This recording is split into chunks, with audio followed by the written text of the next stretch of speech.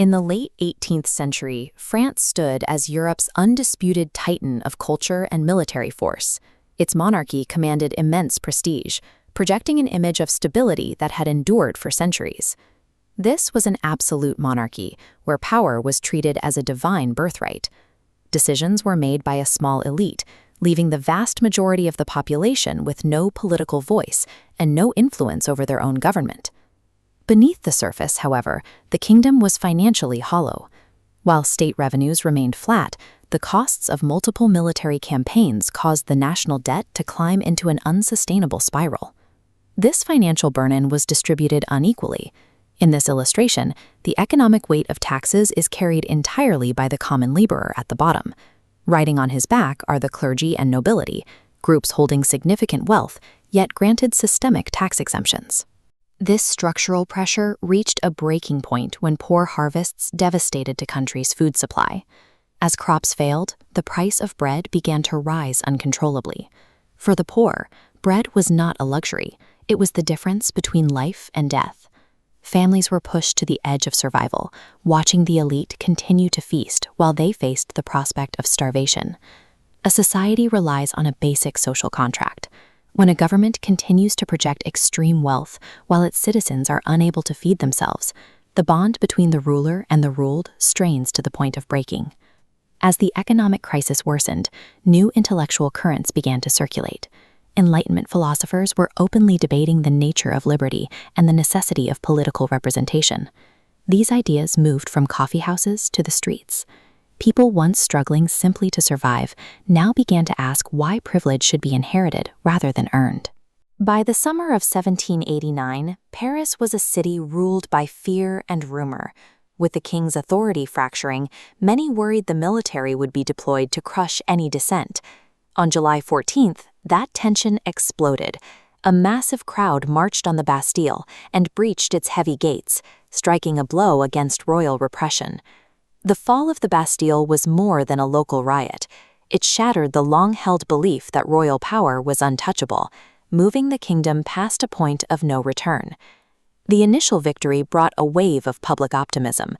Reforms accelerated, and the king's traditional powers rapidly diminished as people began to imagine a completely different type of society. However, destroying the old system was easier than building a new one. The absolute world was gone, but the revolutionaries had no unified plan for how to govern the vacuum they had created. That uncertainty quickly turned to suspicion. As different factions fought over the direction of the country, trust between leaders evaporated, and the threat of war with neighboring kingdoms increased. Compromise became impossible. Every attempt by the new government to stabilize the situation only led to more radical demands from a population that had been promised total transformation. This is the danger of a power vacuum. When a central authority collapses without a stable replacement, moderate voices are almost always consumed by the most extremist elements.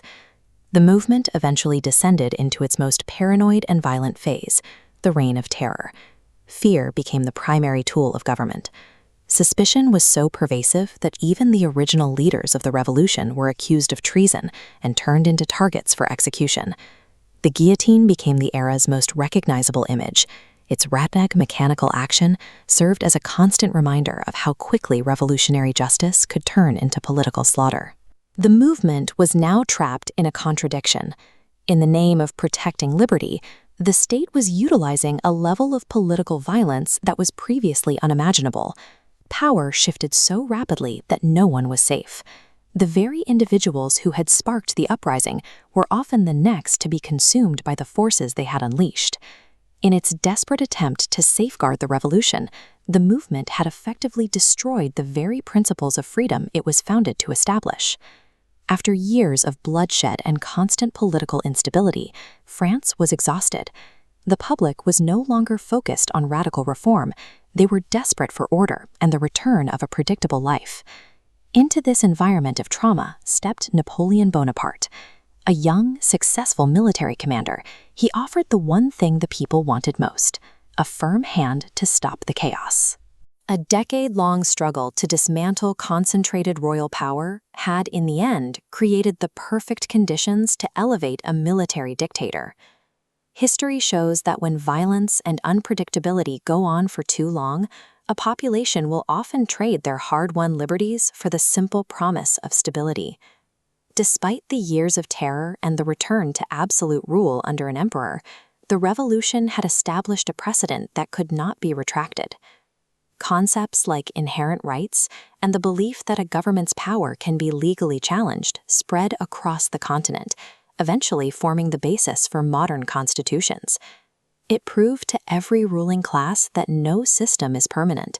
Even the most established governments can fall when they lose the consent of a unified populace.